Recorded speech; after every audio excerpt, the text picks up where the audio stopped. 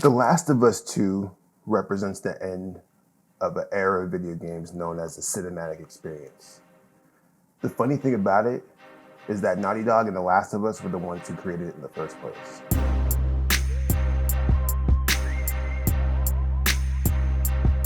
Let me take you back to 2013.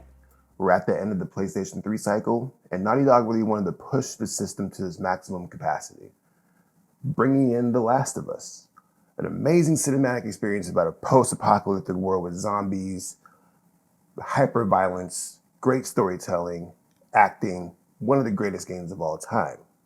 This game had seemingly kind of shifted what it meant to play video games. And after that, we saw a slew of games that focused on creating cinematic experiences for gamers. The problem with this is that when it comes to these cinematic experiences, it's less about the gamer being immersed in this world and more about the gamer sort of playing these movies. Movie games is kind of the popular term that is used to describe these games. And this is not necessarily a bad thing. However, as we move forward, new next generation systems coming out, I think gamers are craving more of an experience that allows them to be them. I think one of the reasons why a game like Red Dead Redemption 2 is so well received is because the gamer really has the ability to choose their own destiny in this game. There's a moral code on there, but then you also have this open world environment where you can go fish, hunt animals, do bounty hunting, all these things that really let a player be the player that they really want to be and create the game that they want to create. The problem with these games that have cinematic experiences like Last of Us is that we don't really have a lot of choice as to how the game plays out. Oftentimes, especially in The Last of Us 2, we have these amazing gameplay mechanics that are usually just used to show off the power of the game, but they don't necessarily align with the intentions of the player or even the character in the game.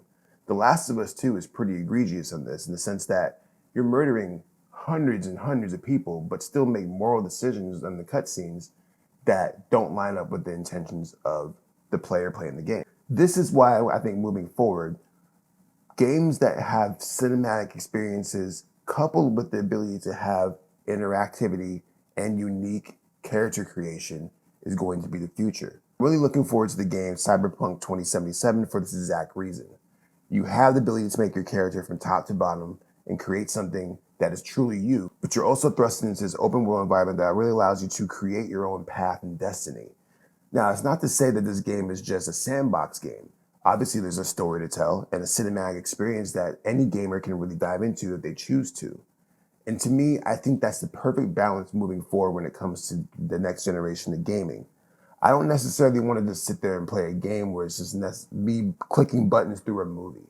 Cinematic experiences where you play through the character's perspective are dated. And I'm not really trying to knock on this because these creators take years to make these cinematic experiences. But I think The Last of Us 2 is the most telling that this format is becoming kind of stale. And what's annoying about it is that The Last of Us 2 created these amazing, lush, beautiful environments of a destroyed post-apocalyptic Seattle, but you're not even really able to interact with them outside of the predetermined story that the creators made for you. It would have been beautiful if The Last of Us 2 was an open world game that lets you go do other things. It would have been cool to like build your camp or maybe go hunt animals and get food or maybe try to find new weaponry, things like that. There were so many things, missed opportunities that this game did not choose to explore because they're more focused on telling you a story. And I think that one of the things that gamers really want now moving forward is they want the ability to tell their own story. We're in an environment and a day where you have live streaming through Twitch and all these things. And when you go on Twitch and you go on all these live stream channels, you're seeing everybody playing the same game over and over again.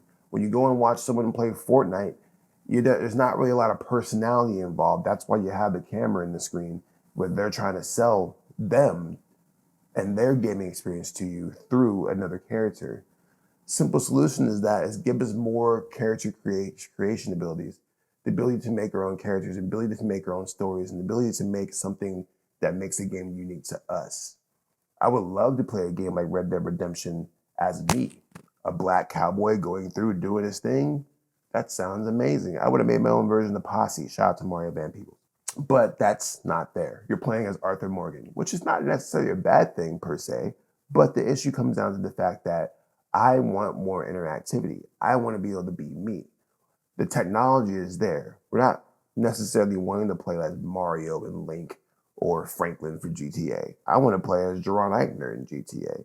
And that's part of the reason why GTA Online is even so popular nowadays, because you can go make your own character and be you. And they've been making money out of that game for 7 years. Rockstar knows that when they come out with GTA 6, it's going to have to be something that really allows the player to dive deeper and deeper into the world that they created and not just play through the eyes of a different character. Because the thing you have to understand is that when they write these stories and they tell these tales, there's a whole team behind it. There's a whole cinematic unit designed to write scripts and write these character personalities. So it's not necessarily you playing the game, it's you experiencing what these creators made for you. And like I said before, that's not a bad thing. But I think when we move forward in the whole gaming world and the technology and the interactivity, I think that we crave our ability to really be in the game. So hopefully, and this is a shout out to Naughty Dog, because The Last of Us 2 is an incredible game. I'm not trying to say that the game is bad, but I really think The Last of Us 3 should consider going open world in the next game. Let the main character go and make their own path. Let the main character decide how they want to approach these missions instead of creating these funnels where the character has to go through these particular steps and particular emotions. Now, obviously, this takes a lot of creativity and a lot of restructuring to make something that is logical and viable and playable for gamers. But I think you guys can do it. And I'm really excited with these next generation game systems to see what type of games that they can do. I really want them to see them push what it means to have a cinematic experience in gaming. The last 7 years, we eventually got the same game over and over and over and over again. The only thing that was different was the character that you're playing. At the very least, let the character be me. Let me have the experience that I really want out of these games. But I believe in y'all. The Last of Us 2 is an incredible game. And if you haven't played it yet, be sure to check it out. It is for a more mature audience, but it definitely is the bookend of the cinematic gaming experience era in our lives. And hopefully, this game will inspire a new generation of cinematic experiences that let me be me. Anyways, thanks for watching, guys. I'll be back with more videos. Make sure you like, subscribe, do all the stuff that we do on here. I appreciate y'all. Take care.